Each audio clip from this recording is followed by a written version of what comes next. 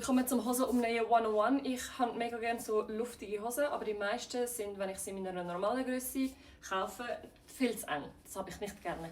Und dann kaufe ich mir meistens Hosen im XL.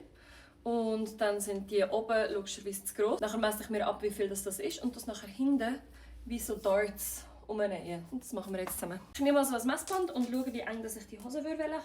Es ist mega oft 6 cm, also 12 im Ganzen zu viel. Das heisst, ich mache 2 Darts, logischerweise hinten, mit je 3 cm. Ich hasse es, wenn es irgendjemand Zettel dran hat. Dann drücke ich die Hose sicher mal auf die andere Seite, dann ist es einfacher zum Reinnähen. Und dann nehme ich die Seitennaht und die hintere Naht und falte das so in die Hälfte. Dass es so schön aufeinander liegt, weil dann weiss ich, von da muss ich 3 cm rein den ersten Dart nähen. Und das mache ich nicht perfekt. Ich habe hier auf der Nähmaschine so einen Guide, ungefähr 3 cm.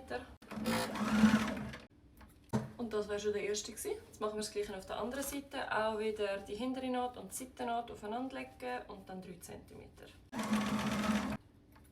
Wenn man es jetzt ganz perfekt machen würde, könnte man das irgendwie noch am Bund anmachen, aber das ist mir zu viel Aufwand, weil whatever. Und das sind die fertigen Hosen. Vorne sieht es ganz normal aus und den kleinen Look habe ich eben gerne. Und hinten stört es mich nicht, dass es da so ein, je nachdem was du anhast, gibt es halt dann einfach so Darts drin. Ich wünsche dir einen schönen Abend. Tschüss, ciao, ciao.